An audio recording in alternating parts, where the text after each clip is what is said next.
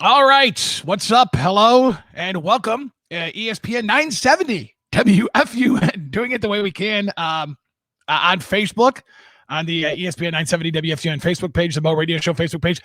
I assume, Jordan, that you shared this like I asked you to. Yeah, I did. All I right. did. I shared Very it. cool. So you got a hold of me. I wanted to do this anyway, but things have been so crazy.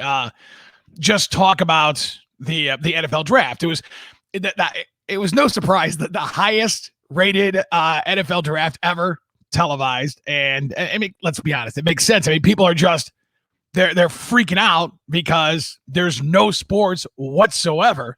So even something like that, it was funny to see how many people were tuning in. And what a great time to air this Last Dance, the Chicago Bulls 1997, because of course the ratings are through the roof for that. The only thing I don't like about that is I'm seeing too much Cavaliers getting their asses beat. I'm seeing way too much of that. Well, did you see what what a crazy story? Yeah, did you see what Mark Price tweeted out? He said now that the Cavs episode is behind him on episode 3, maybe he can actually enjoy it.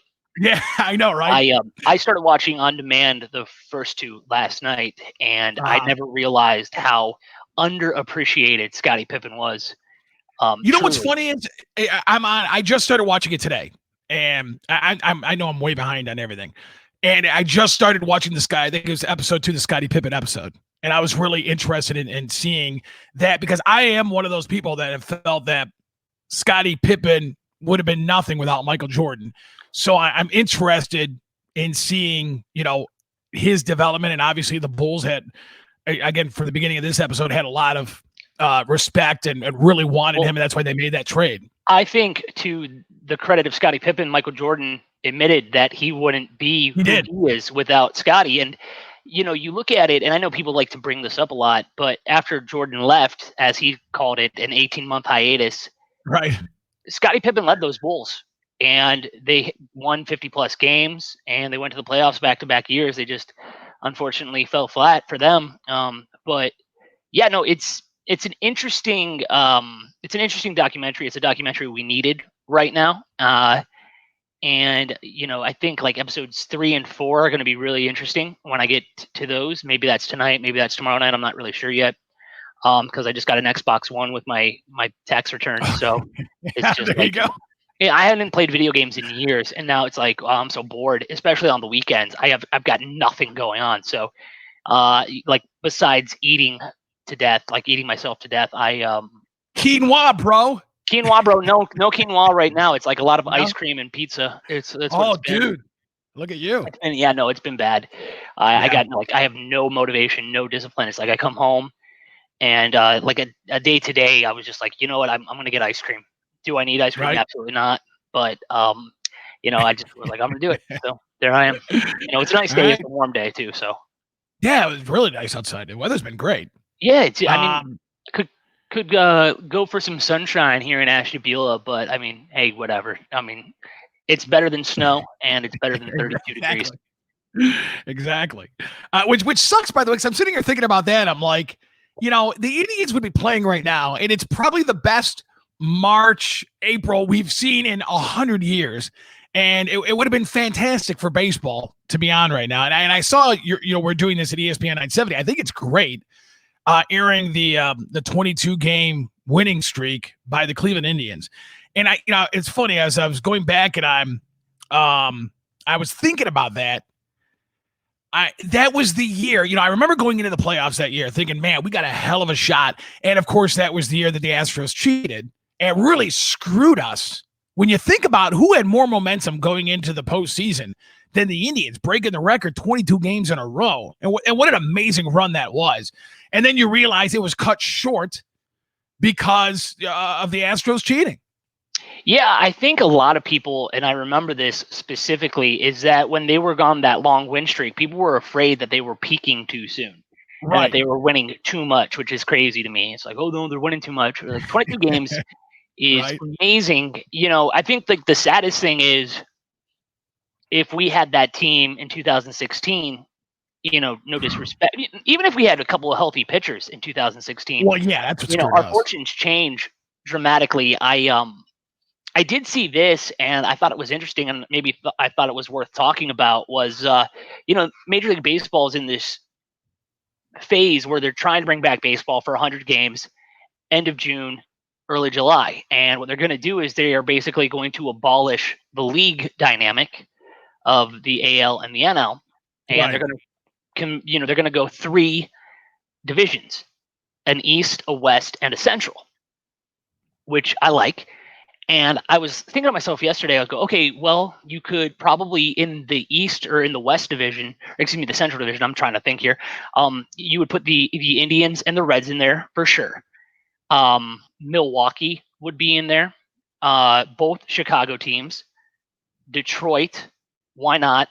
Throw Minnesota in there, and then I thought like Pittsburgh would be a good team to throw in there, but apparently Major League Baseball wants to put Pittsburgh in the East and Atlanta in the Central, which I was like, that doesn't make Yeah. any sense. Atlanta's as far east as you can get.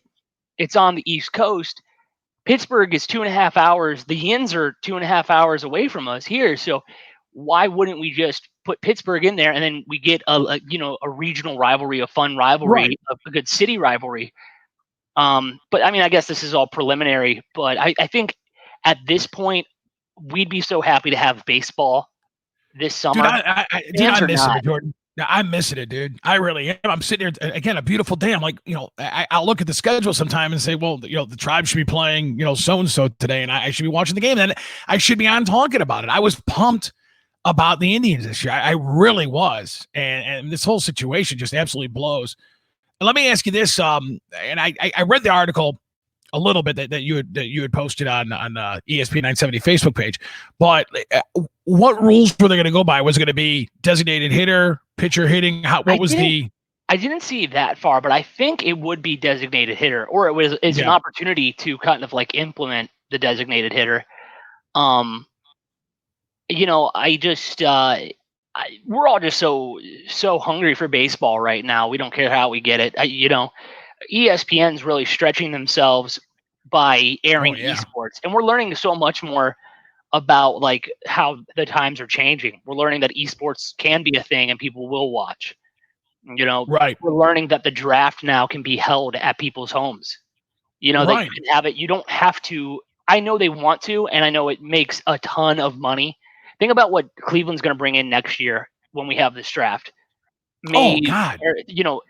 April 29th, 30th, and May 1st. Like, think about Right. what downtown Cleveland's going to be. You It's gonna think be about insane. Nashville, and listen, Nashville is obviously a great city. It's the music city. People visit it every year, millions of people every year. And they did killer numbers when they had it there. And so you think about places like Cleveland, Ohio, and it's going to be insane next year. There's no way Right. around that.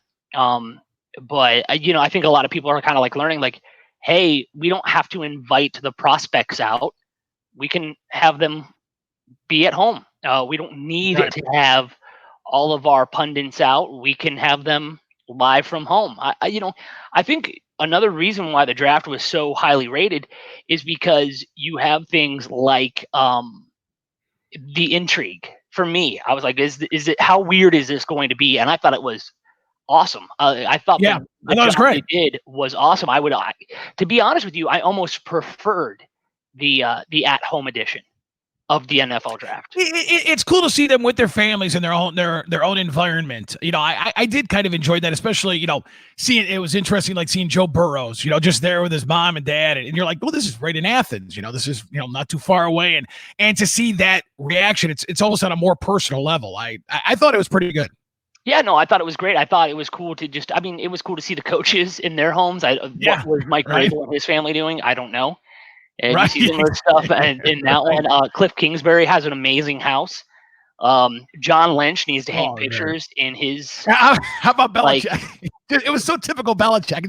Just sitting there on your grandmother's table, Yeah, just set no, up in the kitchen. it was super odd, but it was a lot of fun too. And I like as we comb through the rounds and pick, look at picks and things. I'm sure that there were plenty of surprises for you. I know I had some surprises and some head scratcher moves, and I was like, what's going on with that? What they do there, and why was why was that their Our decision?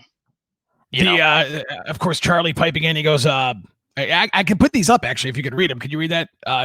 It says put the Pirates in the Indians, the same division. I agree with that. It would be to kind of initiate that baseball rivalry. I think would be great. Pittsburgh and Cleveland hate each other, so I think that'd be fantastic. Charlie also writes. He goes, "We'll show them how we do it in the 216." Yeah, talking about the NFL draft. Saw that earlier. Right. He also chimed in and said that it would be a sellout. You put the Indians and Pirates in the same division. Oh yeah. But see, like, I think great. the biggest thing. Listen, the biggest thing obviously is once we get back to life, life will never be the same again. Because coronavirus is here to stay. COVID-19 is here to stay. Like, yes, there are going to be vaccinations eventually, and yes, we'll be able to leave our homes eventually, and yes, we'll be able to go to sporting events eventually. But it's a whole new animal. It's here. It's here, and it's never going to just disappear. It's a virus. But all of that said, like, when we get back to normal life, they're not just going to abolish the AL and the NL, and they're not just going to like realign again like they did with the Astros. The Astros stunk in the NL. And they're just like, hey, we're going to even things up. And I know some people kind of miss that. I think people kind of really miss the AL playing the AL and the NL playing the NL, with the exception of a couple weekends out of the year with like the Subway Series or the Battle of Ohio, so on and so forth. But I don't see the major leagues taking Pittsburgh out of their division, the Central Division, and swapping them out with like Chicago or something. It's probably never going to happen. But at least in the interleague schedule, you could see. I think it would be fun to see Pittsburgh more. I think it would be a lot of fun to see Pittsburgh more, and us be there, them be here. It's a quick drive to make that a rivalry. Exactly, your close proximity, and you have the huge rivalry in football, making a baseball thing too. Right? Yeah, and like the Indians have with Cincinnati. The Reds and the Bengals. Right, and it's closer than Cincinnati. I mean, it is. Yeah, it is. It's a closer drive. So I mean, what more can you ask for? What more do you want? But I miss baseball, but I mean, it's going to be. I think a lot of people are going to enjoy the 22-game win streak. And that starts on Monday at 7:00 every night for 22 nights. I think it ends on Memorial Day. Is when. That's awesome. And the Indians approached us. We got an email, and we were all on board with that. And then I'm doing everything I can in my power to make sure that it gets a little bit monotonous. I think to hear them all talk and speculate on the same stories, and then there aren't a lot of stories to begin with. So it's become kind of like TMZ in a certain sense, but re-airing of old high school football games, re-airing of old high school basketball Jordan, games. You froze. Oh, I still here? Oh, there you go. Yeah, you froze for a second. All right. Oh, sorry, man. I can't control that, but so I don't know why I'm not your fault. Yeah, no, I'm trying to do my best with re-airing high school games to honor student athletes the best I can. And then we've got Buckeye Replay on Saturdays at noon. Like this weekend is going to be the 76-5 drubbing of Miami of Ohio. So I mean, that won't go quick. But I mean, if you like offense, if you like scoring, then that's a good one. But I've got games planned up starting on Sunday at noon. It's going to be Geneva and Lakeside. And then, awesome.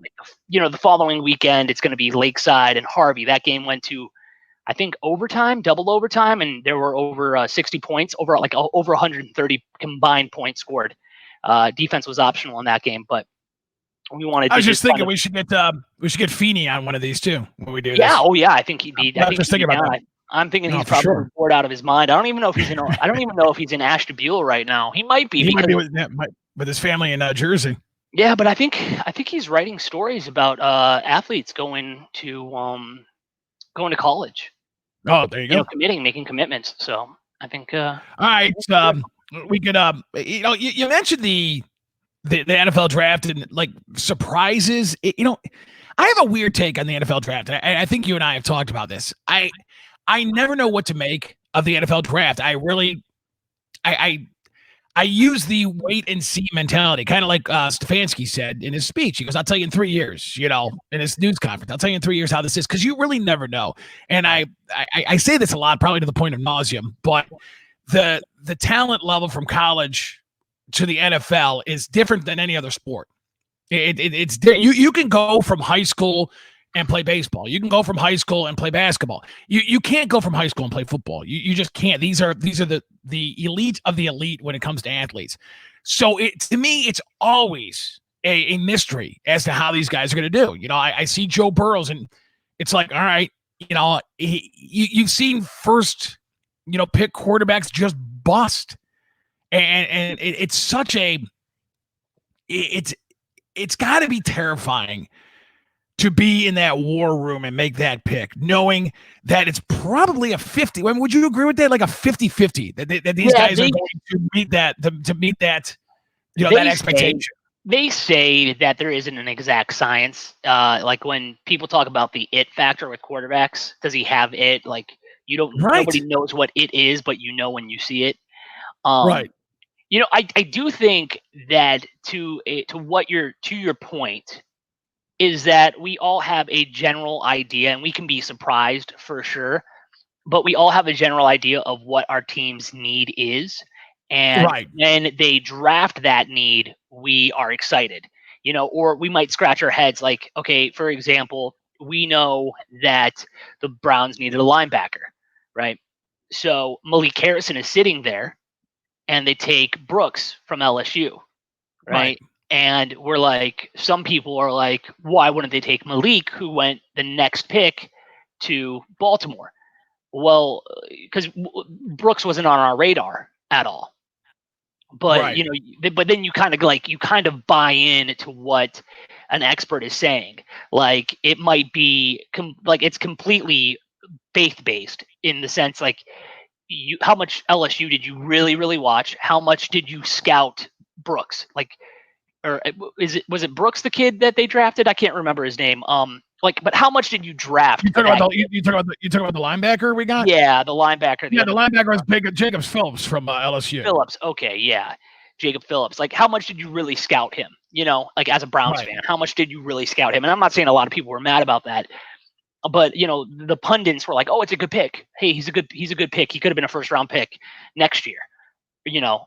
And so you go, oh, okay, yeah, I'm on board with that now. That's what I'm saying. You just don't know. I mean, I have no idea. I can tell you right now that, you know, getting the tackle that we needed.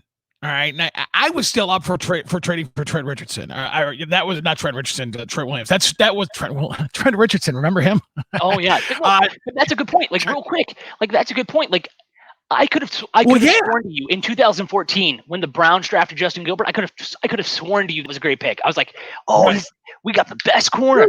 That's that's exciting. And then it turns out that Justin Gilbert can't play, and you're like, oh man, hindsight's 2020 because you can look back at it and go, clearly that was the wrong pick.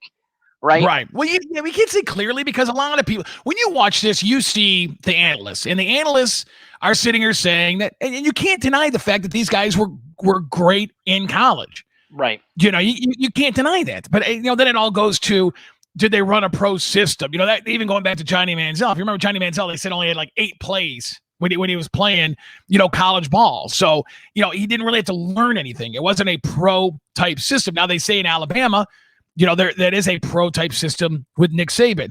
And again, that's why, you know, this Willis that we got, I'll tell you what's kind of sold me on him, because I wanted the Malik from Louisville, who went the very next pick. Oh, he was Mekhi Becton. Yeah, Mekhi. He's like 6'9", like 360, and I remember talking about him. I liked him a lot, and a lot of people did, but a lot of people were hesitant on him. You know, because because his weight is high. He loves there was a report that he loves to eat. They're like, he loves to eat. He might love eating. Well, his mother's and then the flag drug test. The flag drug test. People were talking about that too. But keep going. So, no, but what I'm saying is, so like that was the guy I kind of wanted. You know, just for the reason, honestly, of he's a bigger guy, and just that's a huge. I mean, you can't get around a guy like that. But then I'm sitting and I'm thinking about it. I'm like, all right, well, Louisville and of course Alabama. You know, 2 different systems, and you know, elite Alabama, they're always there.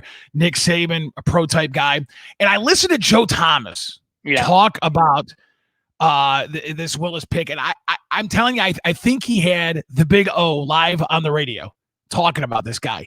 I've never heard anybody sing as much praise as Joe Thomas was. And you think Joe Thomas, I mean, that's a Hall of Famer. He's talking about that, and then he's talking about just how he's going to be able to develop. And what people are kind of like, it's the wrong side tackle. Well, he was guarding a lefty quarterback, so he's still doing this. He's still doing the same job. So I don't think it's going to be that big of a difference. Yeah, I don't think it's going to be that big of a difference going to the other side of the line.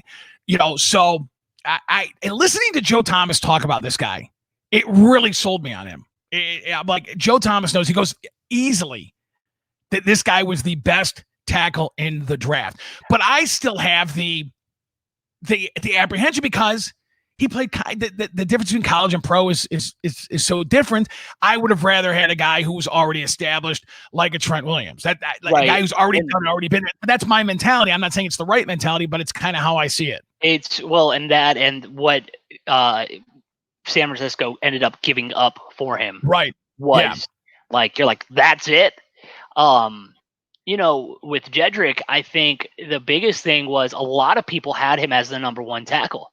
Yeah. And for him to fall to the Browns at 10, a lot of people praised that pick, and they didn't overthink it. They didn't go for a sexy pick. They went safe, and they went need, and I liked that. And, the first round I couldn't have been happier with for both of my teams.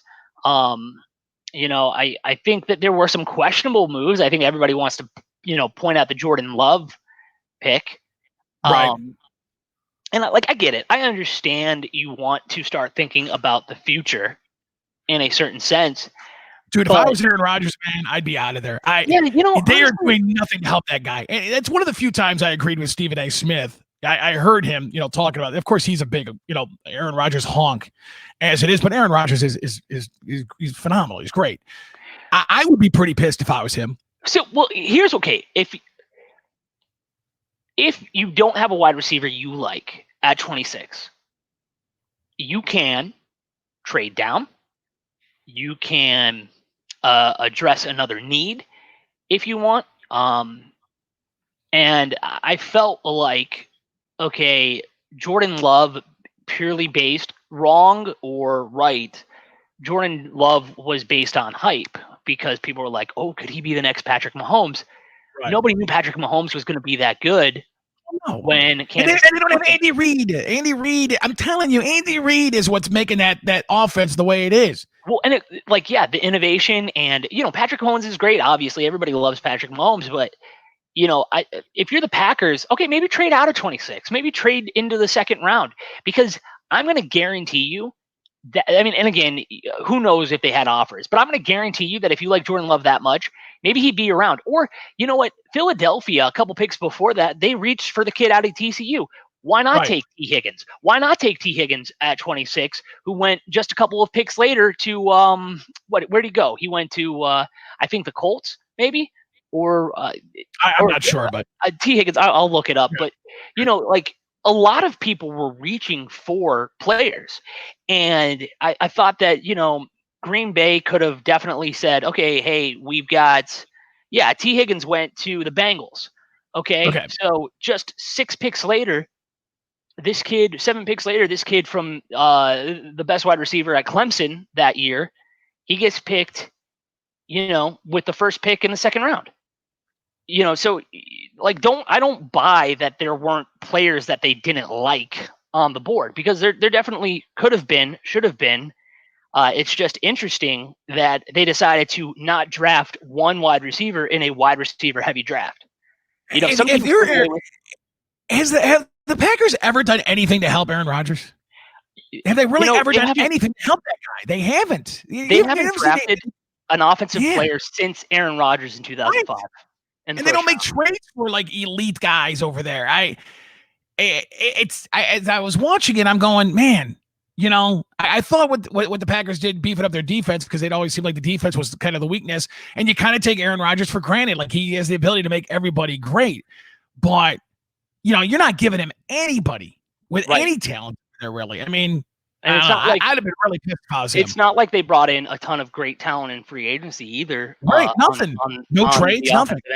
No, so it's it's perplexing. It's a confusing pick. I think that one was a real what are they doing type pick. And I thought Jalen Hurts to the Eagles. Yeah, I thought the yeah. Eagles draft was actually pretty bad, to be honest with you. And that's not because You're I'm a just saying Cowboys that. fan. No, that's not because I'm a Cowboys fan. It's like, okay, you have Jefferson in the first round. Like you could draft Jefferson, but you went with the speed guy in TCU, who a lot of, and again, this will all be, either A, correct, or B, revisionist history, or at some point, or like, oh wow, what a great move.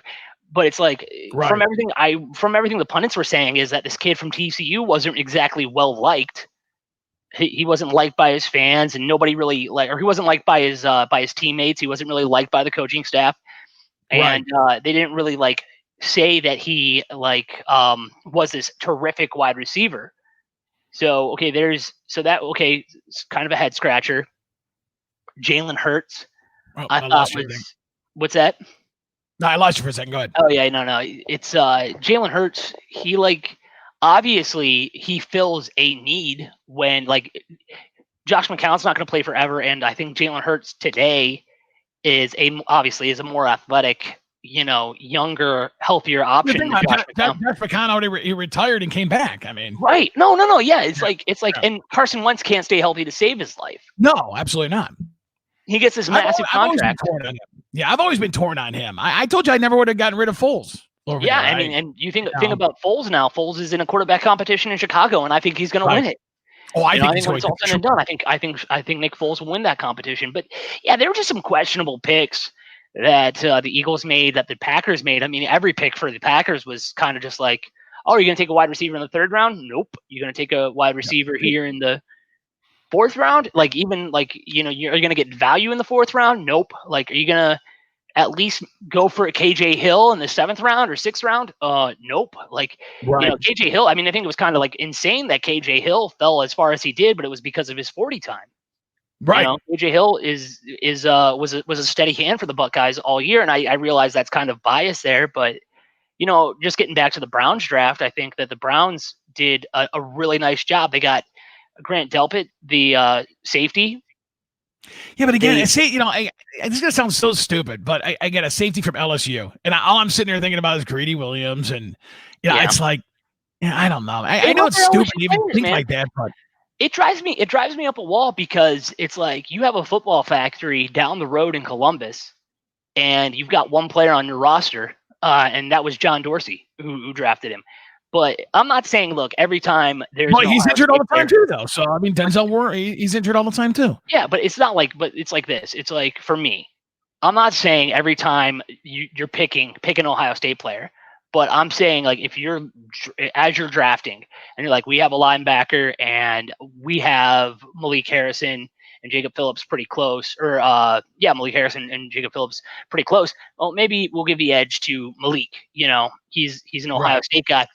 I mean, again, you know what? I'm probably not going to pretend that I know the science of drafting, but as an Ohio State fan and as a Browns fan, I would like to see more Ohio State players, because Jerry Jones, he drafts anybody in the tri-state area Right. who even is close to Texas. He's like, oh, you know what? I'll take Oklahoma. I'll take an Oklahoma wide receiver. I'll take an Oklahoma defensive tackle. I'll take a guy from Tulsa to be a corner. Right. I'll take somebody I from think. Utah. Well, I tell you what, too. I think they said it was the first time ever that it was 3 Ohio State guys who picked 1, 2, 3. And people forget about, Joe Burrows was, initially at Ohio State, and Ohio State football. Yeah. So the one thing I'm thinking about as I'm watching this, I'm going, you want to talk about just the textbook, just perfect football program. Ohio State. I mean, as bad as the Browns are and have been, what Ohio State has done and what that program has done, as sad as it was, we didn't win the championship this year, but we are still going to be there year after year after year. It just goes to show you the recruiting and how important it is and how we've got that down to a science. Right. When it comes to Ohio State football. You've got you've got this national appeal to you. You're a brand. You're a national brand at Ohio State football. So you get Jeff No Okudah from Texas. You get KJ Hill from New Jersey. You get guys from Baltimore, Maryland. Or Washington D.C. you get guys from, from all over the country. You get guys from Florida, you get guys from Texas, you get guys from California, and you get them to come to, Columbus, Ohio, and play 3 years of their lives. And it's honestly amazing. And I think, you look at places, obviously the SEC got a lot of love this year, and rightfully so. I mean, the SEC is a tough conference, and that's why I'm such an advocate for the Big Ten, not to expand, but like I want to see Michigan return to relevance. Yeah. Like 9-3, most programs would live with 9-3. That's not okay for Michigan. I like seeing Wisconsin be good. I want to see Michigan State be good. I want programs that are kind of fringe to build themselves back up. In a dream world, in a dream scenario, get Notre Dame into the conference. In a dream scenario, that's a great, like that's awesome. But I understand that, Notre Dame, that's never going to happen. They want to keep their traditional rivalries, and they don't like being told what to do. But it's like, these teams run the gauntlet every year, and then Notre Dame gets considered for the playoffs because they beat BYU. Like what? Like why? Right. You tell me why that's fair. Right. Like Notre Dame, and my grandmother loves Notre Dame, so if she heard this, she'd be so sad. But it's like Ohio State. Yeah, Ohio State had a really bad loss at Purdue 2 seasons ago. But like, you're gonna tell me Notre Dame's better than Ohio State? Like Ohio State had a bad night. And I'm not saying Ohio State would have won the championship 2 years ago. They probably get bounced by Clemson too. But that said, like you look at Notre Dame and you're like, who do they play? Who do they play? Well, no, Why are they? It's a name. It's a name. Okay, so yeah, you beat Navy by 40. Congratulations, everybody. Most everybody who's a Power 5 school can beat Navy by 40. The ones who have trouble with, I think the ones who have trouble with Navy, no disrespect to Navy, are the ones where you're like, are they a gatekeeper? Because I understand the triple option is tough to stop, but like in all of that, it's like, all right, like what are you doing messing around with Navy for 4 quarters like Michigan? Okay, clearly you're a good program or whatever, but you're not good enough. Like you're going to lose games. And I think because of Ohio State's schedule as well, talk about Notre Dame. That's why it's always the argument with the SEC and the Big Ten. Because let's face it, the SEC, they do have more elite teams, better teams over there that play each other. Of course, LSU and Alabama. That was very exciting this year with the playoffs and those two teams. Ohio State, I do think it's a bad rap because, like you said, it's Ohio State and everybody else. Really, is what it is. I mean, Penn State a little bit. Michigan is just they're abysmal. They need Harbaugh out of there so bad. But they love it. I don't know who you're going to get. Like who's my thing. Like here's my thing. Is like who are you going to get? Like I don't know anybody. You got to take a chance at some point if you keep losing to Ohio State, don't you? Yeah. Oh no, for sure. Listen, I mean, like the fact that this guy has come in and hasn't beat Ohio State yet in 7 years or in 6 years or whatever it is, that's crazy. And like. This year, I was so sure. Because I was like, I really don't know about Ryan Day, and I really don't know about Justin Fields, and I really don't know how they're going to do without Urban. Well, like now we know. We know that it is a it is a well-oiled machine. There are no cogs in the machine, and it's going to perform. So, for all those Ohio State players to get drafted, especially like in the 4th round with the offensive line, right? That's a testament to how great of a recruiter Urban was, and now we have to find out with Ryan Day. But we know that Ryan Day can coach talent, right? And so if that talent keeps coming in, Ohio State, we're gonna keep seeing 1st round picks from Ohio State. But yeah, I just the Jalen Hurts and a couple of the other picks, they just kind of like made me scratch my head. I wasn't crazy about the defensive lineman we got out of Missouri, to be honest with you. And maybe that was just because, again, I heard pundits go, he's a very active guy, but he doesn't get production. He doesn't get results. And so you looked at that and you're like, okay. And then you have to look at who is on the board. But I mean, like I heard Ogunjobi a lot. He's very similar to Ogunjobi. He's average. I mean, it's but in the 3rd round, you're average. That's what you are. But that's what I'm saying. What do you expect to get in the 3rd round? It's like you're looking for that, the surprise, the sleeper is what you're looking for at that point. So I don't really look past that. I mean, if you're a third round pick, to me, you're not that good. And that's, my take on that, unless you are to me, this is the way I think of it. It's like this. I think the first round, you need a starter, right? That's the future of your franchise. From pick 1 to pick 32. It's like, okay, you're expected to come in and contribute right away, right? And that's why, like, if you don't, you get the bust label. Second round, okay, outside of maybe quarterback, in some cases, even quarterback, depends on how early you pick. Hey, we're looking at you as a potential starter, but definitely somebody who's going to contribute. Third round, I think the same. Like, hey, third round, okay, we don't have Pro Bowl expectations for you. We don't think you're going to be a Hall of Fame player, but we expect you to contribute and play snaps with the first team, play snaps on Sunday. We expect some sort of production out of you, right? And they don't have to be big numbers, but we expect at least some type of production, spending our third round pick. Fourth, fifth, sixth, seventh. Okay, we're just filling out our roster. Anything we get from you is prime. Like, we want you to play special teams, but if you can give us solid snaps on defense or solid snaps on offense, hey, we love that. Like the kid out of Tulsa that the Cowboys drafted. They drafted him in the 4th round, and people loved that pick. They were like, hey, this kid can play outside. He can play inside. He's really big. He can match up against big wide receivers. Okay, that's perfect.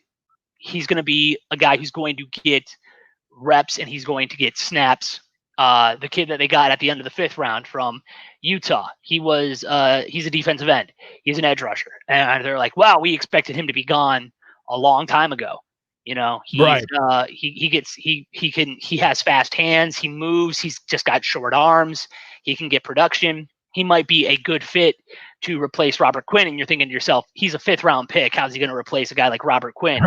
Right. But like, if you get that hype and you get, like, he gets that production or even gets 5 sacks this year, like, then he worked out. If he gets 5 sacks for his career, not like if he gets 5 sacks every year in his career, you're like, okay, hey, he's a good player. Like, he was a great value pick in the 5th round because he's going to have a job in the NFL. You look at, like, the picks that the Browns got, like Donovan Peoples-Jones. I thought that was an awesome pick. There were a lot of people talking that was a good pick, and the Browns, although you saw we got Higgins back, which I think is a great move. Hopefully, we actually see him on the field because God only knows what was going on with him and Kitchens. I like the Hollywood Higgins back, and then they're saying this Jones. The Browns are in desperate need of wide receivers, a 3rd guy and a 4th guy out there. So I did hear a lot of positive about that pick with him. So hopefully he's a steal or a sleeper. Yeah, and I think what's really confusing to me was Hunter Bryant in the 4th. I think that was another pick where I know they like him as a tight end. Yeah, I didn't get that pick at all. We don't need it. We got enough tight ends. What do we need? Especially when you pick up the 5th-year option on Njoku, right? Like, okay, at first I was like, okay, obviously Austin Hooper is going to be the guy, and maybe they like Sealy Jones. But we look at. I think Sealy Jones is gone. Yeah, Sealy Jones is gone, isn't he? Yeah, I would think so too. Yeah, no, is he gone? Yeah, I thought he signed. He signed with somebody. I can't remember who he signed with. Somebody. Either way, like, you looked at it and you're like, okay, like, as soon as they drafted Bryant, you're like, oh, that's the writings on the wall for Njoku. Right. I was hoping so because I don't like him. And then it's not like they picked up his 5th-year option, so that's going to be. I think that's going to be interesting to watch. But I don't have a problem with being in the AFC North and running a 3 tight end set at times. And if Hunter Bryant is a big red zone target with sure hands, all the better. Like, hey, any production you can get, but he's a 4th round pick too. I would have gone the way we did it if we weren't going to get Trent Williams. Nick Harris. That was a good pick too. I like Nick Harris out of Washington. I would have the center. You talking about the center? Yeah.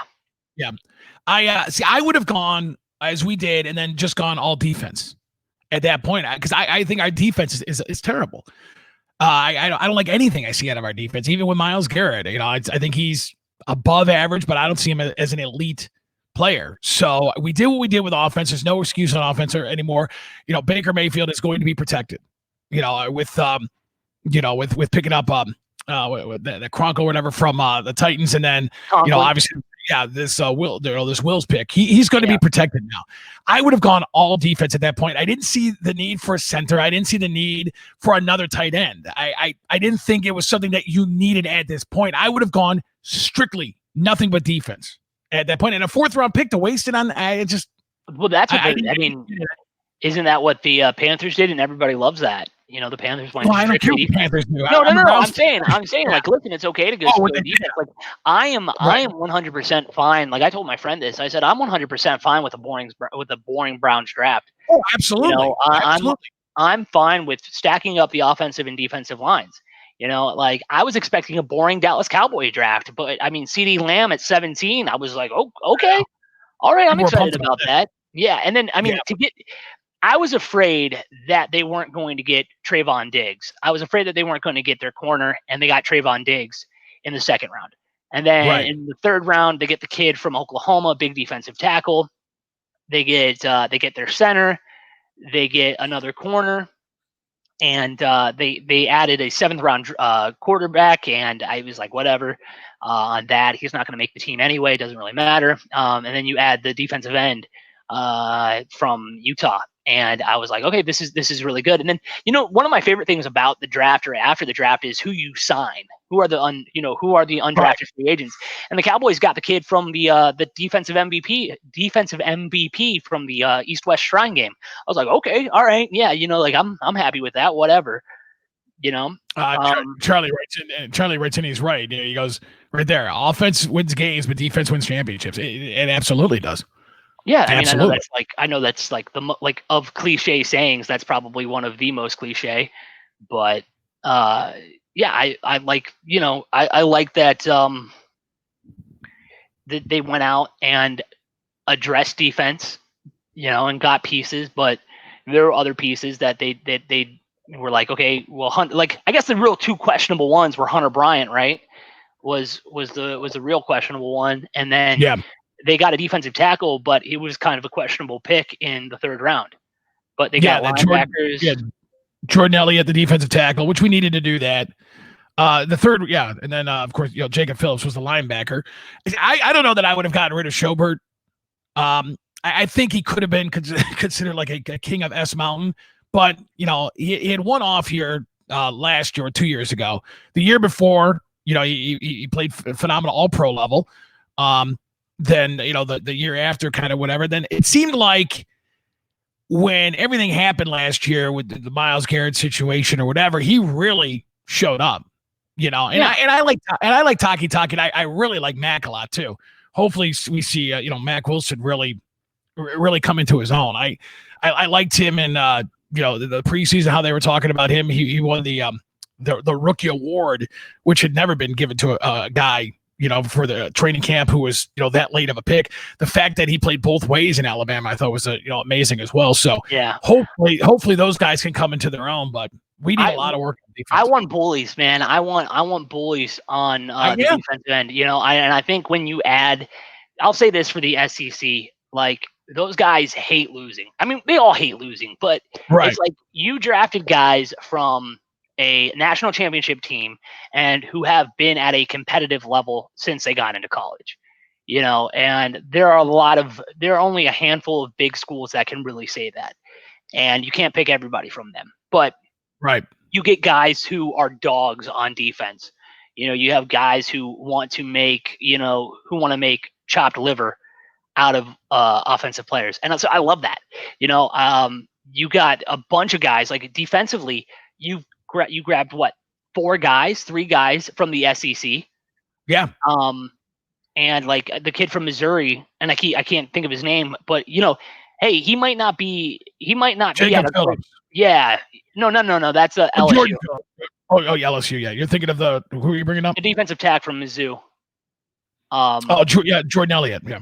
Jordan Elliott, there he is. Right. Like Jordan Elliott might not have played at the highest level. Like he played at a high level. He might not have been at a great program in Mizzou, but I mean, he had to bring it against SEC opponents. Well, yeah, that's why I think it's important. That's why even looking at, like I said, I like that the dude from Louisville, and then looking at the Wills, it was like, all right, Louisville doesn't play they're not in a tough conference. You can't put them in the caliber of an Alabama, and Right.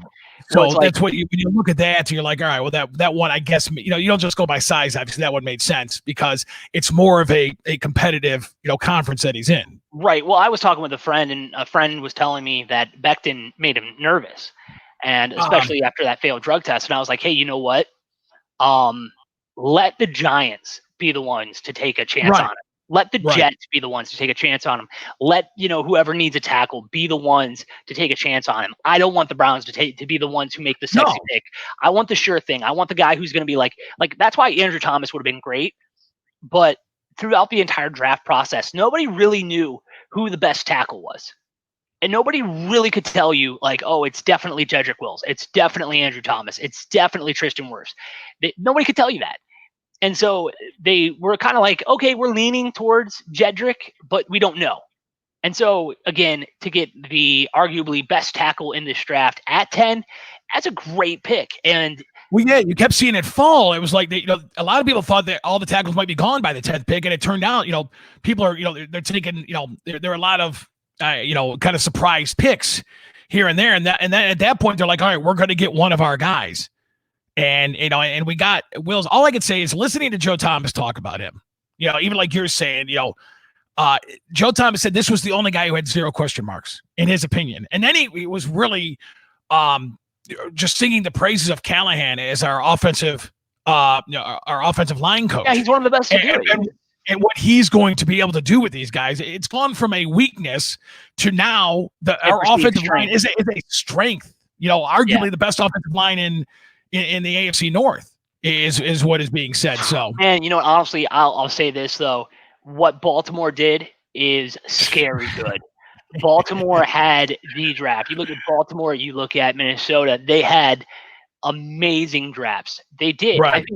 I think the Browns had a steady draft. I thought it was like there was nothing where you were like, I don't feel good about that pick. Like, again, no disrespect to Jordan Elliott, you're just kind of like, it's okay, Hunter Bryant, Right. okay, but you're like, those were late enough picks where you could feel like, okay, hey, get some kind of contribution from them and we'll be okay.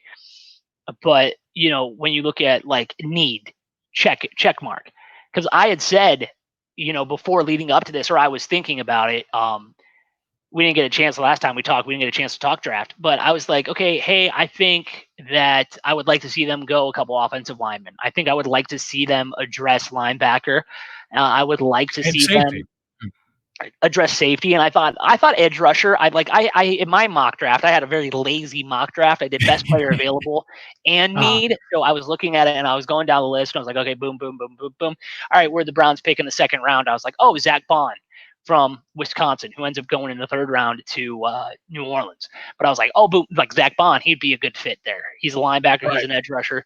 You can use him all over the place. But I was like, okay, hey, I would like to see another guard. Well, they didn't get a guard. They got a center who could just as easily go and play guard. It's not like playing left tackle or right tackle, like switching ends. Like you can, as a center, you're moving over one spot to the right or one spot to the left.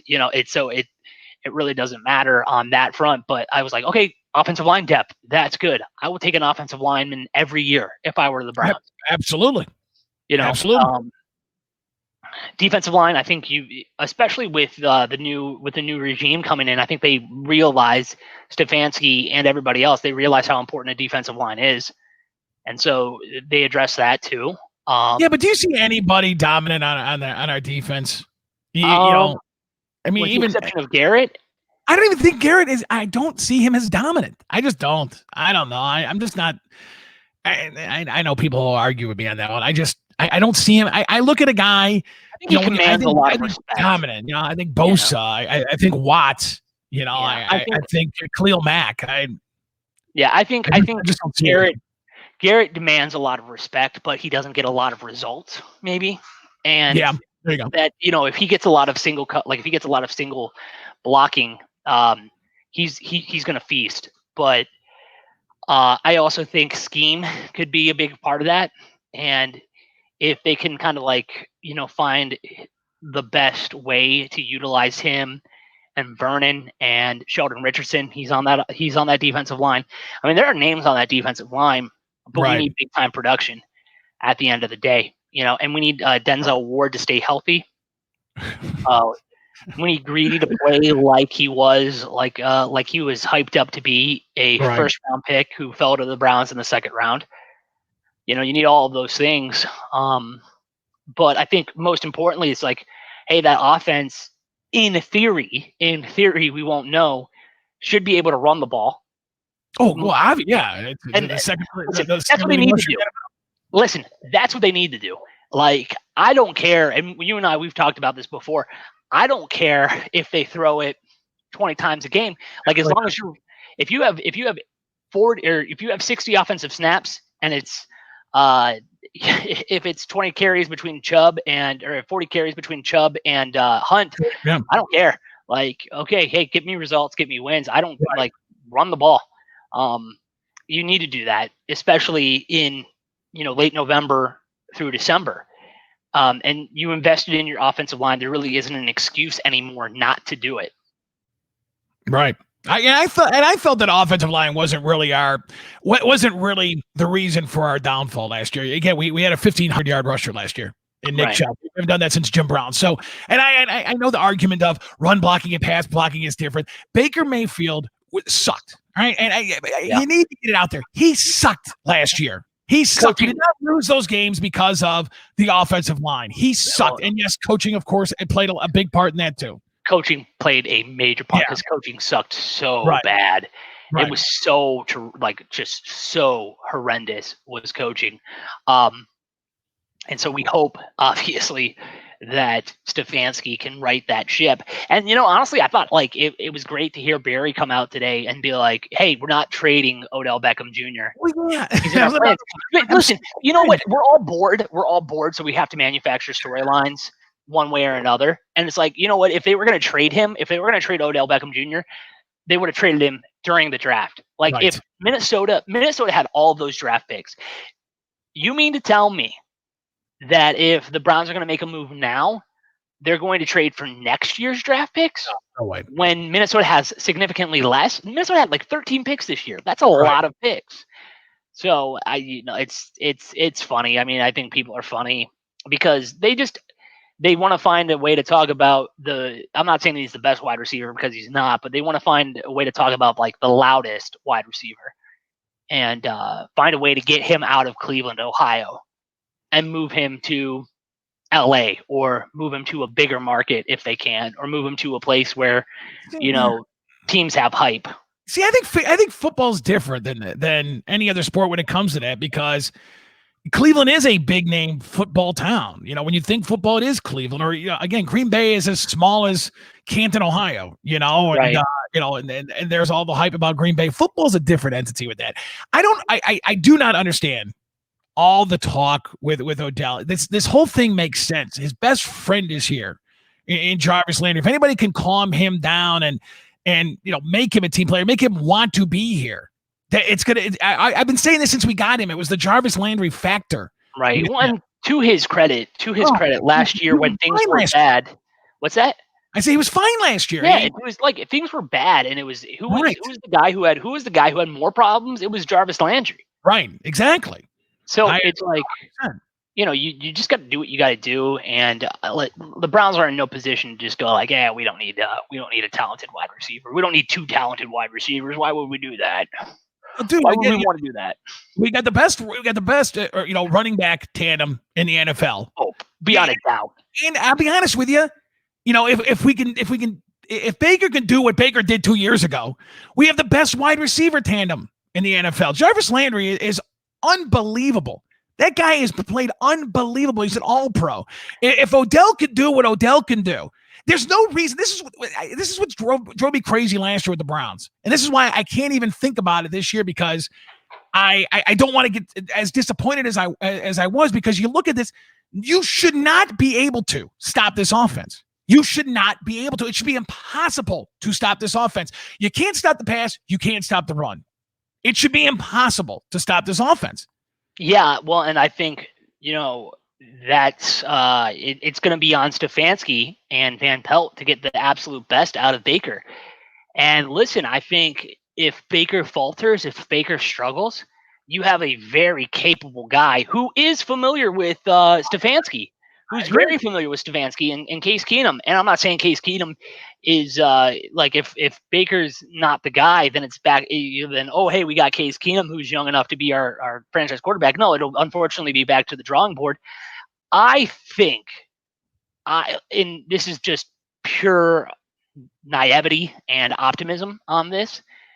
I think Baker was never comfortable with Freddie Kitchens and his play calling. I think that he hit a wall. I think that he had his confidence shaken because they weren't utilizing what made Baker great, and that was short passes. Right.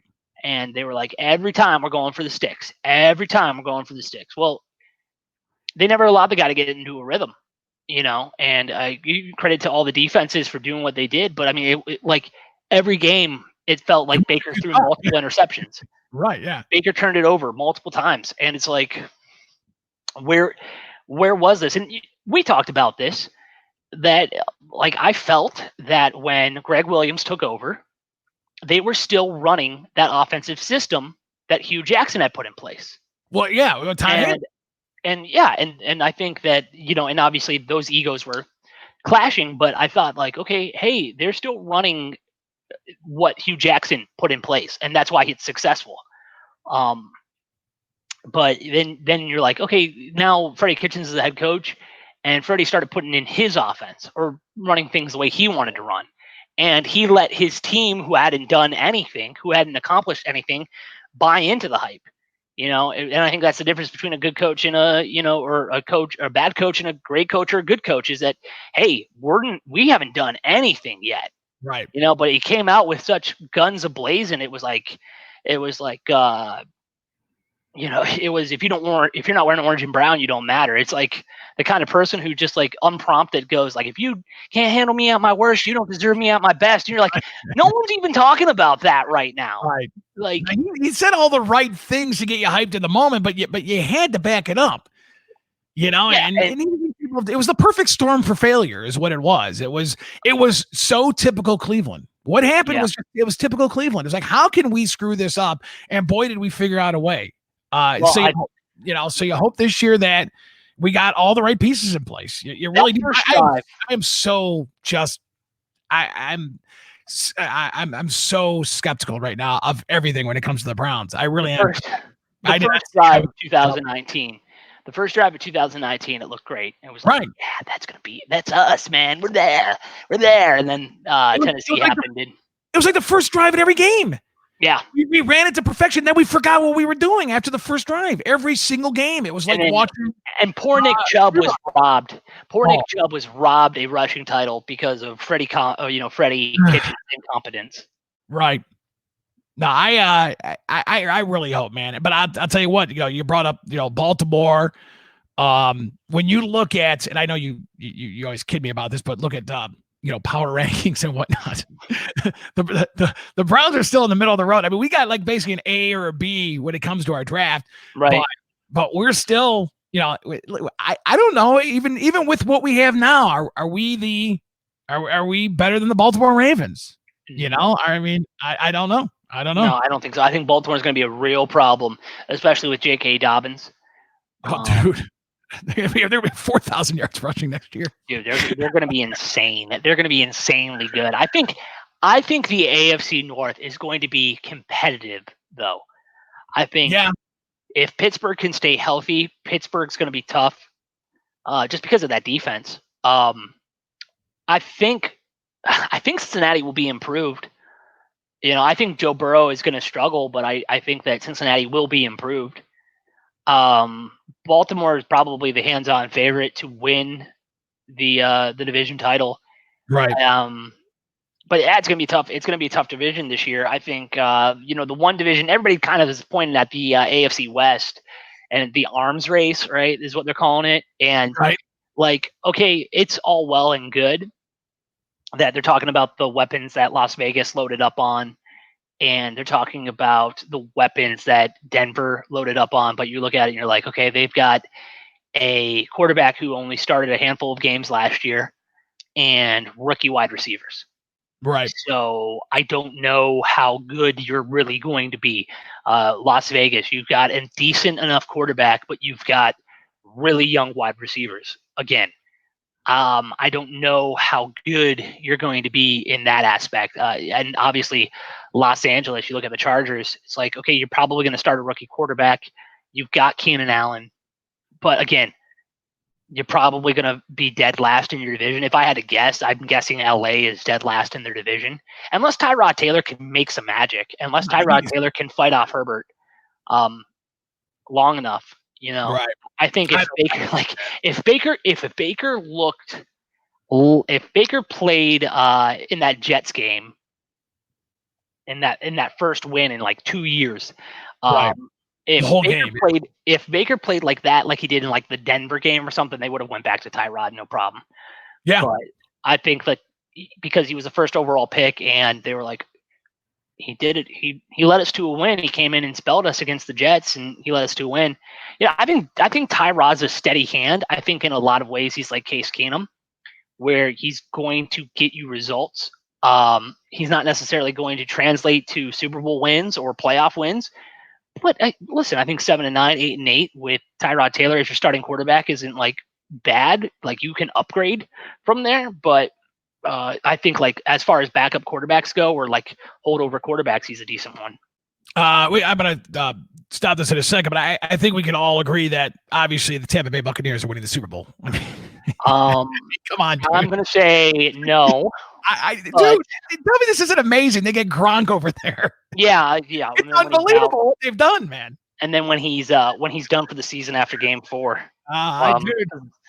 because of his ankle, I think Tampa Bay. I don't know. I think Tampa Bay is going to have to play some pretty tough teams in the NFC, but I think that they should be betting favorites to absolutely go to the Super Bowl.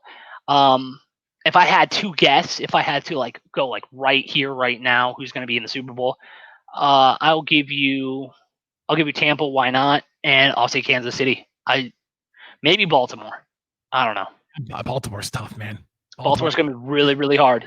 It all depends on Jackson, if he could stay healthy.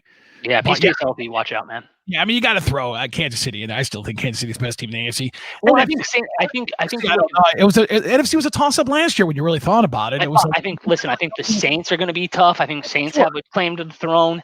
I think that the Cowboys and Eagles, they're going to duke it out in that division.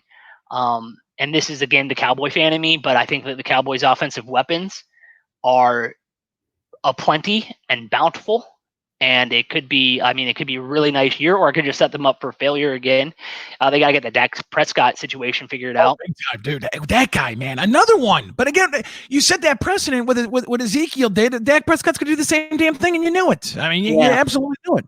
Yeah, they'll eventually get him back in, but man, it's there's a train going by. I don't know if you can hear it, but end it with this then. Speaking of the Browns. Do the Browns make the playoffs next year? I'm going to go ahead and say no. No, they're not. I'm going to say they're going to be in contention. I say they'll be in contention until about week 15. And then week 15, week 14 maybe. But I ultimately don't think that – and we're going to play the everybody's healthy card. Is that what we're playing? Yeah. I don't know. I don't know if they can beat the Steelers and the Ravens. I'm not worried about the Steelers at all. I don't think they're going to win this. So they're not winning the division. But no, I kind of agree with that. They're not winning the division, but I think they're going to be good. I think they're going to be like 9-7, 10-6. But I think that if everybody's healthy, they'll just miss out. Who's going to have a better year, Phillip Rivers or Tom Brady? Tom Brady. Tom Brady. Yeah. All Phillip Rivers has is T.Y. Hilton. He's got some decent weapons. I mean, Jonathan Taylor is going to be a nice running back piece for them. But yeah, no, it's Tom Brady. I mean, Mike Evans, good God. Dude. Gronkowski, O.J. Howard. I know, dude. I'm telling you. That team is going to be and Bruce Arians. I'm telling you, man, that team is going to be outstanding. And they got that running back from Vanderbilt, don't forget. So they just drafted that running back from Vandy. So right. Yeah, Tom Brady's gonna be awesome this year. Patriots make the playoffs. No. No, Okay, Patriots not going to make the playoffs. No, I listen. Not I know even that behind like Brian Hoyer. Come on now, Brian Hoyer. No, I think Stidham's going to take over eventually. Right. And I think they're going to be so bad that they're going to be picking either Trevor Lawrence or Justin Fields. Wow. Next year. There you go. All right, Jordan, we're going to, of course, ESPN 970, ESPN 970 WFUN.com. They're airing all of the Indians games, the 22-game winning streak. Make sure you tune in for that. And hopefully here in the next 2 or 3 weeks, I'll be back. I'm thinking, no? Should be. We'll find out sooner or later, man. Even if I have to do the show in a mask, I'll. Yeah. Just everybody sanitized, come in a hazmat. So. Right. All right, so now how can people follow you there, Jordan? They can follow me on Twitter at Jordan on Radio. You can follow me on Instagram at Jordan on Radio. You can like my Facebook page at Jordan on Air. I believe is that one. You can hit me up on all of those. And yeah, I mean, just listen to ESPN 970 WFUN for that 22-game win streak, Buckeye replays of high school games during COVID-19. We'll get through this together. And maybe we'll do this next week. I'll get a hold of Brendan and see if he wants to come on too. Yeah, man, I would love that. I would absolutely love that. All right, Jordan, I'll talk to you later, buddy. All right, I'll catch you later. Take care. Yep. All right. Bye. There you go. It's the Mo Radio Show doing the podcast thing, a video podcast, and hopefully I'll be back on the air shortly. ESPN 970 WFUN. I will talk to you guys later. I'm out. Bye. See ya. Have a good day.